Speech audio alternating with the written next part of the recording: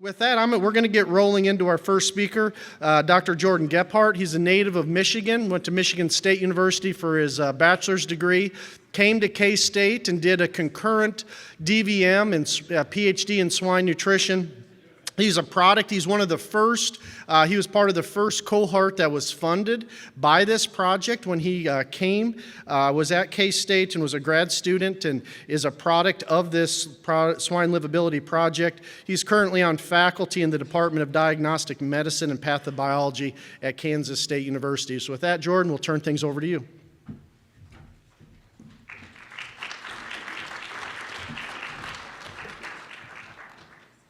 Well, thanks, Joel, and thanks everybody for joining this morning. And the first half hour or so here, we've got a series of speakers. So 4 presentations, rapid fire, covering some concepts of focus specifically on the nursery period, and then certainly some opportunity for some pretty thorough discussion later in the conversation this morning. So to begin with, what we wanted to do here for the first 10 minutes or so was to discuss some of the research that's been done as part of the Pig Livability project. So some of the research certainly has been presented before. Maddie Wensley, much of the research and much of the slides that I'll show here was an integral part of Maddie's PhD program. I was talking with her yesterday, and I don't know if Maddie's in the room or not, probably next door, because she knew I'd probably call on her and have her come up and present it. But we'll go through a lot of Maddie's data that was generated as part of the Pig Livability project, just as a refresher for those that may not be familiar with that work that's been done. One of the projects that Maddie did early on in her PhD program looked at floor feeding of creep feed in the farrowing crate. Not using bowls, and for a simplicity perspective, can we simply feed a creep feed directly onto the mat? So a few different treatments, a standard pellet, a large pellet, or lactation diet put directly onto that mat in the farrowing stall. And this is what that data found.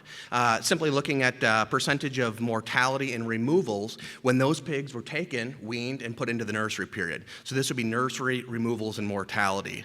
What she found was that large pellet, a very large, almost cattle cube, range cube type pellet, actually had a lower nursery mortality and removals compared to that lactation diet treatment, with those other 2 treatments being intermediate. So some nice information regarding how we can think about and what we can do in terms of creep feeding and trying to simplify that process, certainly from a biosecurity and sanitation perspective, as those creep bowls can be quite challenging to keep clean. She followed this up then with looking at a large pellet or enrichment cube after weaning. So you can see there to scale cattle cube size pellets, so very, very large, certainly not the micro pellets that many of us would be accustomed to seeing nursery diets in. And here looking specifically at the percentage of pigs that lost weight between weaning and 7 days later. And what she found was that when pigs were provided that enrichment cube, there was a lower percentage of pigs in that first week that lost weight relative to what their body weight was at the time of weaning. So here, large pellet, enrichment cube, Maddie demonstrated that reducing the percentage of pigs that lost weight can be achievable. And one of the cool things was, project was conducted several years ago. Making those cubes, as simple as that seems, is actually fairly challenging. But what was cool is taking some of the information that was generated as part of Maddie's program and communicated here, and even at the last Livability conference, and translating that into action. So this would be an example of that, of those large cubes, somewhat challenging to manufacture, now commercially available based on some of the data and research that's been generated as part of the Pig Livability project. So next, looking at some mat feeding strategies in the nursery, a series of 3 total experiments, some different sized, these solid panels in the plastic flooring, different arrangements, feed forms, and some different things. So a total of 3 experiments, just over 9,400 pigs on test, and combined across all 3 of those experiments, looking at nursery removals and mortality rate, mat feeding can reduce mortality and removals. Not a huge response, but can be meaningful and incremental reduction in removals and mortality there. Likewise with gruel feeding.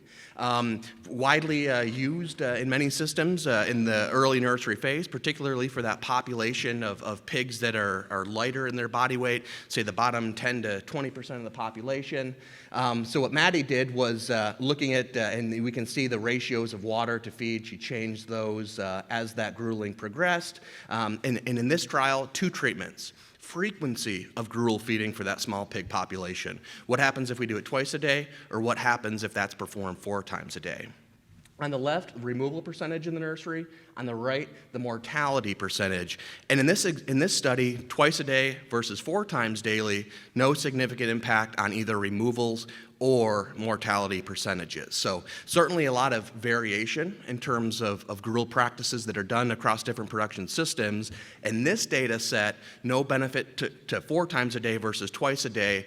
So that opens up the question, where the time that would be spent doing that, where could that time then be reprioritized to have the biggest impact on those pigs early in the nursery?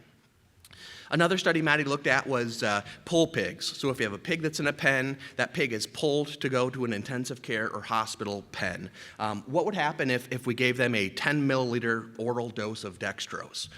So Maddie looked at a large study, almost 1,000 pigs for this, and what she found was that when that oral dextrose is provided, blood glucose levels increase. Very consistent, very clear, but that did not translate to a change or a significant impact on removals to the end of that nursery phase. So an interesting idea to try to stimulate some glucose going into those pigs as they're being removed from their test pens, but ultimately did not result in any meaningful improvement in livability to the end of the nursery.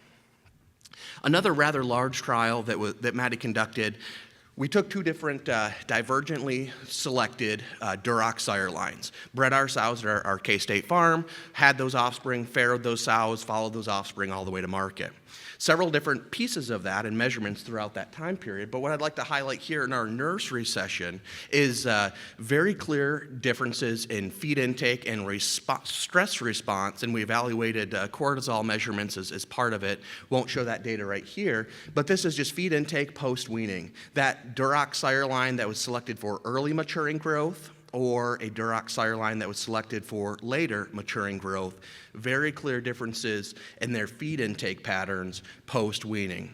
So I think on the genetic side, certainly some areas that it's important to recognize, to characterize, to document, that then allows us to understand what our priorities could and should be as we make progress from a genetic perspective. Likewise, same trial, that early maturing line, later maturing line, this would be the percentage of pigs that lost weight in the 3 days post-weaning. Mentioned that those later maturing pigs, feed intake was much lower. The percentage of pigs that lost weight that first 3 days was much, much higher in that sire line compared to the early maturing sire line used in this experiment. So certainly some areas that we've got some opportunity to enhance what we do early in the nursery from a genetic perspective and working with our colleagues there. So across all those studies, what Maddie's real takeaway was that we can successfully, based on a series of management strategies, feeding strategies around that time of weaning, we can successfully reduce the percentage of pigs that lose weight after weaning. We can have small but meaningful reductions in morbidity and mortality rates in the nursery, and many of those practices, I think one of the biggest benefits is it helps improve or increase caretaker involvement, getting pigs up, walking pens, identifying pigs needing additional therapeutic interventions, and just overall increasing the engagement of those caretakers. But what we didn't show in many of those slides, a lot of those practices don't have significant impacts on growth performance. And as mentioned or as shown with that genetic slide, feed intake very, very low in that early period. So any of those strategies, creep feeding, gruel feeding, we often don't find differences in growth performance, but what are those impacts on removals, morbidity, mortality, and that's why we're all here at the Pig Livability Conference. So just to wrap up and throw out a bunch of information, kind of summarizing what's been done as part of the Pig Livability Project.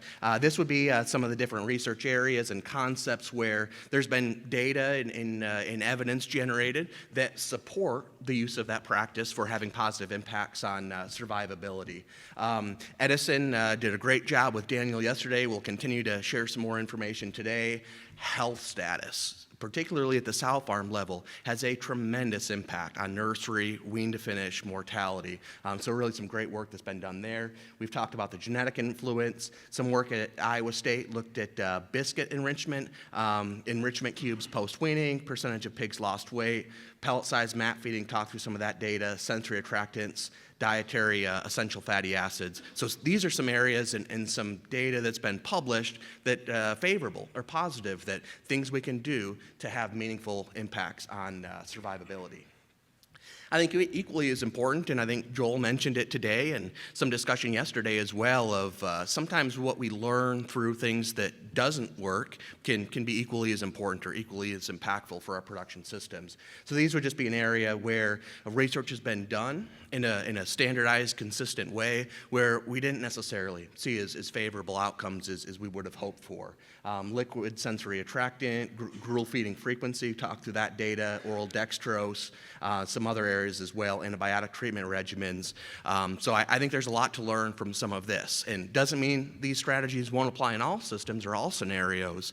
A lot of differences in how those can be implemented. But I think equally important not to overlook some of those things that have been evaluated but weren't necessarily as positive as researchers would have hoped for. And then lastly, Joel did a great job yesterday talking through resources.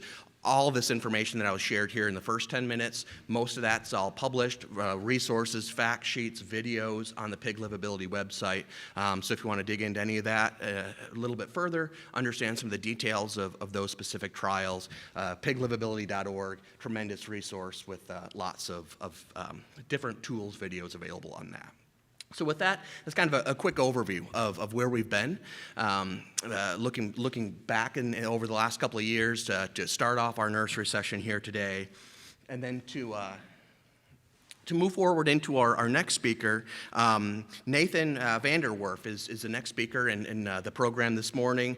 So Nathan was born and raised in central Iowa with a strong connection to agriculture through his family and community. He attended Iowa State University, where he got a bachelor's of science in animal science and met his PI, Dr. David Rosero.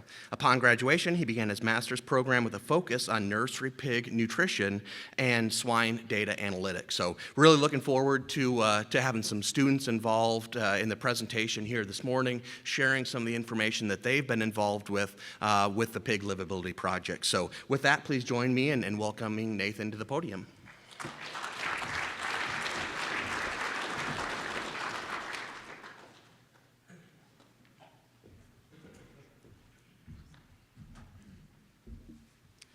Thank you for the introduction. The first week post-weaning is a critical phase for pig livability. The pig is taken from an environment in which it's comfortable to one which is completely foreign to it, often with long transit times, which leads to low feed intake, low gain, disease susceptibility, high morbidity, and high mortality.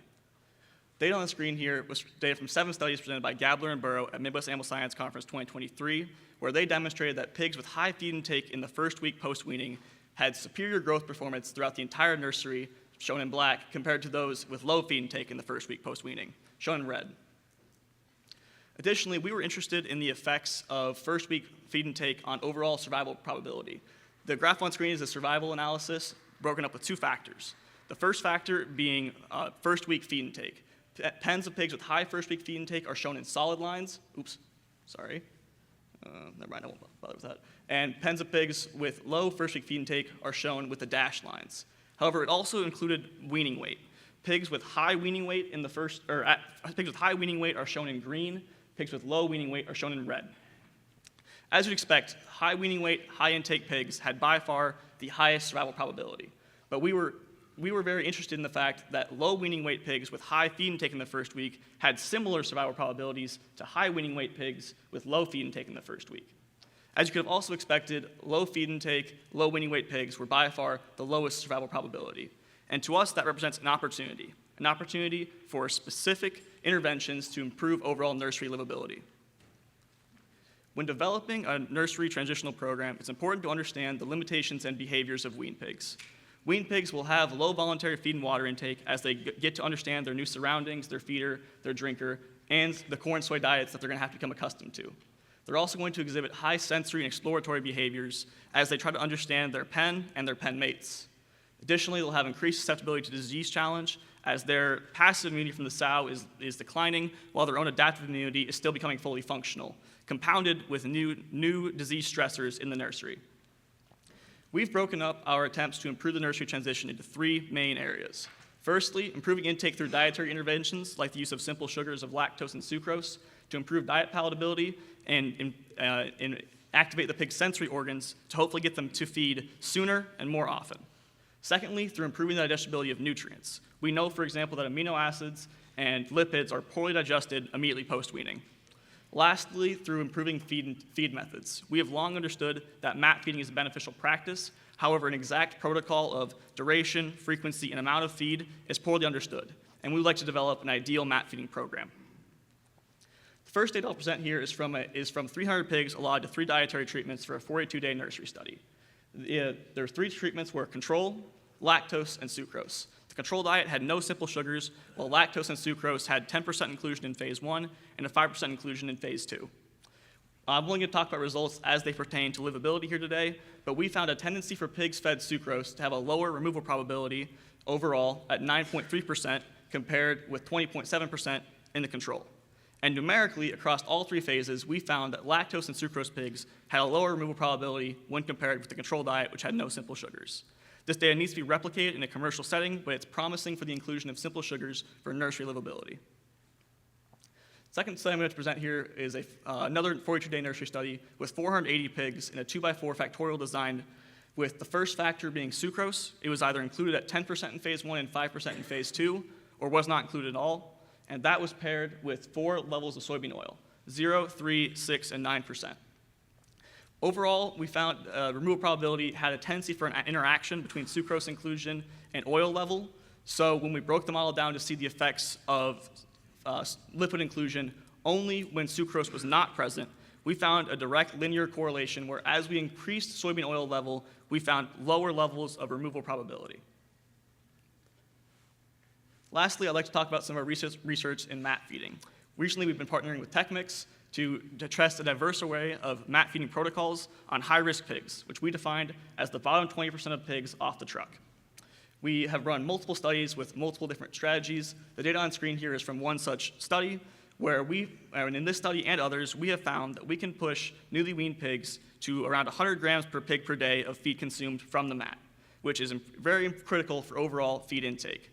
We've also found that in higher voluntary feed intake pens, mat feeding was not beneficial, but it wasn't detrimental either. The overall feed intake was very similar between pens that were mat-fed and not mat-fed.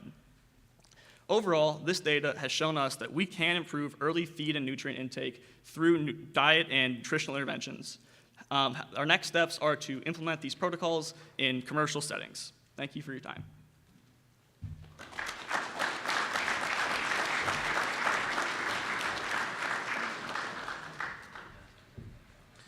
Great job, Nathan. Appreciate sharing that information. And the next topic on the presentation this morning, Elizabeth Dew will be presenting. So Elizabeth is a PhD student at Iowa State University, studying under Dr. Nick Gabler. Her research investigates how diet composition influences feeding preferences and appetite signaling during disease challenges, and explores nutritional interventions to promote intestinal health and growth performance in those pigs. So Elizabeth will be sharing us some information on E. coli, FUT1 genotyping, and really looking forward to the information you'll have for us.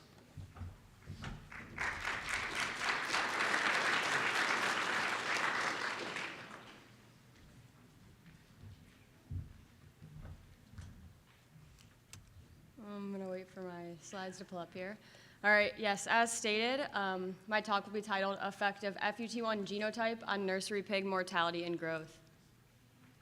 So, as I'm sure we all know, F18 ETEC infections are a major cause of post-weaning diarrhea and nursery pig mortality. Now, host susceptibility to F18 ETEC infection is strongly associated with a single nucleotide polymorphism in the alpha-1,2 fucosyltransferase, or FUT1 gene. And ultimately, the FUT1 gene encodes an enzyme that dictates whether or not F18 fimbriae can bind to the small intestine or not. Now, F18, once bound, secretes enterotoxins that then enter the cell and lead to an efflux of water and electrolytes, ultimately triggering diarrhea and causing dehydration. The AA genotype has been found to be more resistant to F18 epithelial adhesion, whereas the AG or GG genotypes have been found to be more susceptible to adhesion and colonization. These two pictures are from an F18 ETEC challenge study that our group ran, and if we look at our control pig, there's really nothing to point out there. Those are healthy intestines from a healthy nursery pig. Whereas when we look at our F18 ETEC challenge pig, we see very thin-walled, red, and inflamed intestines. Now, the data that I'll be presenting today is a compilation of a few different F18 challenge studies that our group has done over the last few years. And we do know that the severity of the disease is dependent upon the level of F18 attachment. And so we're able to actually look at this localized attachment using an RNA scope probe technology. And if we look at our susceptible pig, we see much higher F18 attachment shown by the increased red signal compared to our resistant pig. However, when we look at our resistant pig, attachment is not zero. We do still see some attachment in that pig. And so overall, our AA, or resistant FUT1 genotype, has less F18 attachment than our susceptible pig. Now, looking at fecal F18 gene abundance over time, we have day post-inoculation on our x-axis and F18 abundance in CT on our y-axis. And we can see that our resistant pigs range from a CT of 30 to 35, indicating a low F18 abundance throughout the challenge duration, whereas our susceptible pigs stay around a range of a 25 CT, indicating a much higher F18 abundance during the challenge duration. And so overall, compared to the resistant genotype, fecal F18 gene abundance increased in susceptible pigs at all time points post F18 ETEC infection. Now, we do start to see them come together here at DPI 14, and it's not shown here, but by DPI 20, they are the same. Now, looking at DPI 5 and 28 body weight, we chose DPI 5 because that is what our group has found to be peak F18 infection. And we think this because this is when we see peak F18 attachment, as well as also when most of our mortalities start to occur. And so when we look at DPI 5 body weights, we see decreased body weight in our AG and GG pigs in our ETEC challenge group. We don't really see much going on in our control group at this time point. However, then when we look at DPI 28, or the end of our challenge study, we see that ETEC challenge reduced body weight overall compared to our control group, but also that we see reduced body weight in our GG pigs in both our control and our ETEC challenge group. And so now, what does FUT1 genotype mean for mortality? And now, we didn't see any statistical significance here due to our sample size, but we did see numerically elevated mortality in our susceptible AG and GG pigs following F18 challenge. And interestingly, we also saw higher mortality in our GG pigs under both control and challenge conditions. And now I would also like to say that we also monitor our control group for F18 abundance throughout the challenge study to make sure there's no cross-contamination and that they don't become F18 positive. And throughout all of these studies, our control group did remain F18 negative. And so this is interesting because this could have some implications for the FUT1 gene, suggesting that it is involved in more than just F18 ETEC infection in terms of nursery pathogens. So overall, the FUT1 genotype may influence survivability and should be considered in breeding and industry selection programs. I'd like to thank the Gabler Lab, the ISU Veterinary Diagnostic Lab and Swine Nutrition Farm staff, as well as the USDA, United Soybean Board, Pork Checkoff, and IPPA for the funding of these projects.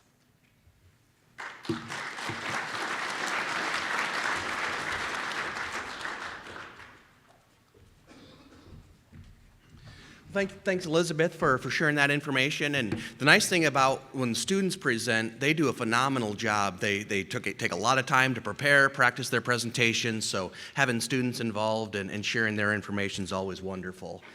Next up, Edison will be sharing some thoughts and some perspective on what they've been working on there at Iowa State in the data management field. I think Edison had a pretty thorough introduction yesterday. He's got a paragraph here he told me not to read, and I threatened that I would, but I'll keep it pretty brief and just so Edison can get up and get started. But veterinarian trained in Brazil, worked there for several years, came to Iowa State, did his graduate work, now been on faculty at Iowa State, continuing to do some tremendous work there in the data management area. So please join me in welcoming Edison to the stage, and look forward to his information.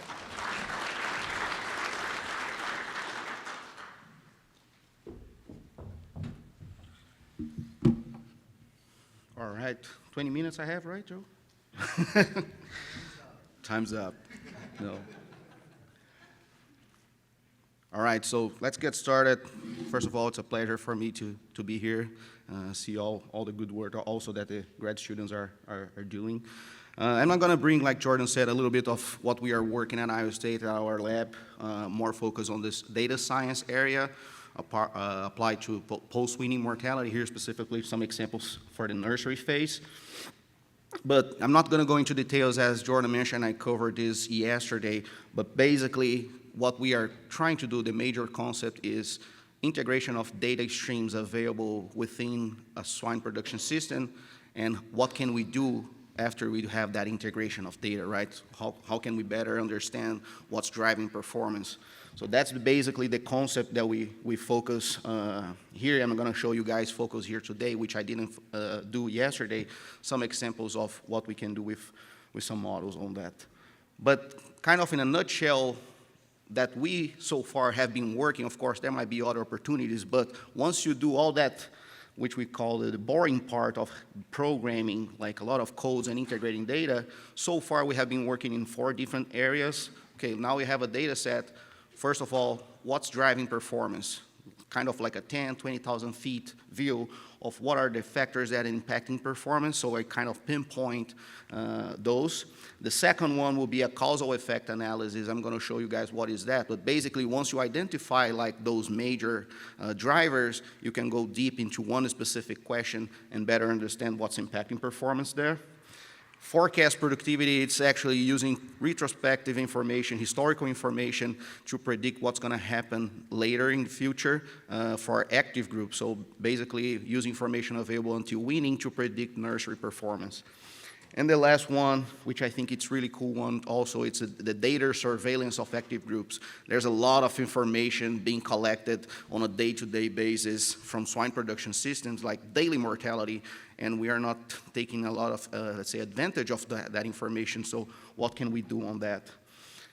I showed this yesterday, but basically this all started because of this work where we built a huge data set. There were many 200 variables there, and when we understand what's impacting performance, for that reality, sow farm was a big driver. So that, okay, so sow farm is important, maybe we can use that information to also predict what's going to happen later, right? But basically, for example, not specifically on the nursery, but I wanted to bring this example from Yunhao here. That you can look all the way to the packing plant, for example. So here he was looking like our PRRS vaccine status at weaning and how many losses, transport losses you would have all the way to the packing plant. But basically, a sneaky peek, he's going to present more details on that at the finisher pillar later. So specifically, after you, let's say, do that risk factor analysis, identifying what are the drivers, understanding that sow farm is important, causal effect analysis, one is, I think it's a really nice one too. And I'll start, for example, with this work that we did for E. coli, where the company had a question on what's the impact of E. coli post-weaning on my nursery mortality. And we had, in that case, 51 lots that had E. coli versus 531 lots that were control. And basically, the causal model is you control for these factors here as a confounder, and now you are doing a match from observational data, so you do a better estimate of the impact of that. So on that study, we identified a nursery mortality increase on 2.27% for those 51 lots, controlling for these factors here. and that was equivalent to, for that reality, to almost $2 per head of impact of nursery mortality in the post-weaning phase. And one example here that Luan is working specifically, for example, on partial dose versus half dose at weaning for PRRS, and see what the impact of that on downstream performance. On the left side, it's basically looking at the raw mean, at your Excel file, comparing all your groups, that partial dose versus half dose, and that would tell you that maybe full dose is a good one. So half dose, you are decreasing mortality, you are having higher mortality on a full dose. So, but there are so many confounding factors, right? We are still learning on this process. There's a lot of information, we are learning on new tools to apply this, but most of the models that we are running, when we control for these specific factors, these confounders, we will actually see on the same data the opposite effect, which in this case is what we make sense, right? We are having higher mortality on the half dose rather than looking at raw means. So my take home from this is don't look at raw means. Don't get your Excel files and analyze that information and use that as, okay, that's the number, that's the impact of disease on my reality. There are tools out there, not saying that it's perfect, but it's much, much better than using raw means. The third one is forecasting productivity, right? So as I mentioned, sow farm is important, so maybe use that information to predict downstream performance. And I showed this yesterday, the weaning quality score. So basically a machine learning model using information from variables related to the weaning phase available until weaning, and you place the pigs, you can create a score from 0 to 10, and look, that correlates with a better performance in terms of nursery mortality. So those 8 to 10 score pigs, the high quality ones, they also had a lower nursery mortality downstream. And how that would look like is, this is the results from an ongoing process, ongoing prediction. So you get some groups and you do the prediction, and 60 days later for these 72 groups, I think, we go back and see how well the model performs. So on the x-axis is the predicted mortality by the model with information available until weaning, and on the y-axis is the actual mortality of the groups. So we are still opportunity to improve in terms of, let's say, correlation or the R-square here.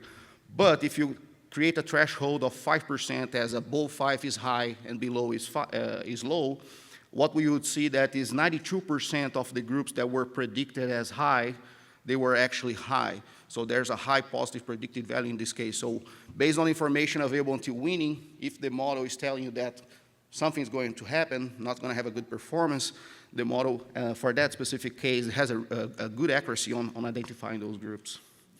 And Mateo is also another student working on our group. He had, basically what he did is my really bad model, let's say, that I built in my PhD, he's improving that right now. So Mateo is a computer engineering, so he will be focused on testing new machine learning models and improving that performance. And also, not only mortality, but you can actually predict or create a score of performance. So this work Heitor did is basically the same approach, but the difference that he created a score for each nursery batch, considering not only mortality, but feed conversion and average daily gain. So you kind of combine those three factors and you create a score, kind of the weaning quality score, but at the end of the nursery score. And then we would do the prediction. So for example, those groups that had a high score here, so lower mortality, better feed conversion, average daily gain, are the ones in yellow. And there were, for example, 2 groups that he predicted as a high performance in the nursery, but they were actually, let's say, low above this number. So just wanted to bring to you guys today what we can do with data, right? Specifically for post-weaning, specifically nursery here. But some of the tools that we can do with information that everyone collects. So we're not asking people to collect new information to do this. And we're still learning how to do that. And lastly, but very important here, is continues the work that Mafalda and Gustavo did, is ongoing surveillance of active groups. So basically here what we can see is that Mafalda created like a baseline of expected weekly mortality for the nursery groups, for groups that had a really good performance. And then when you plot the active groups, for example, in this case, the model creates an alert that the mortality was above the expected blue line here. And then she compared that with the actual diagnosis from the company when they had a diagnosis, and most of the times when you use the alert, that's earlier than the people are actually identifying, the vets are actually identifying. So it's a tool that can drive vets on early identifying groups that might have an issue, so you can test them early. And Jackson continues to work on this project. For example, here would be example of one group. So we would have the reference curve, and this group here, if we consider, for example, 1 standard deviation or maybe 3 standard deviation, we would have alerts in this case compared to the reference curve. And what happened later is that the mortality kept increasing. So what we don't want is people to realize that something is going on here or here. So you have the opportunity to use that weekly information or daily that you have, monitor that, and trigger alerts. So take home is, major thing for me here is conduct this holistic analysis. So this is all possible when you integrate the data. So I think, and that's a very hard component. Let's say that's where we spend a lot of time. But the good news here is that you can create an automated process to do that. And once you do that, you can identify and rank drivers of performance, forecast productivity, development winning quality score. So some of the tools that we can use with this information available. And this is basically the partners that we have been working so far, and of course working with Daniel Steen in this project. And would like to thank you guys for being here today. This is a picture of our group. Thank you.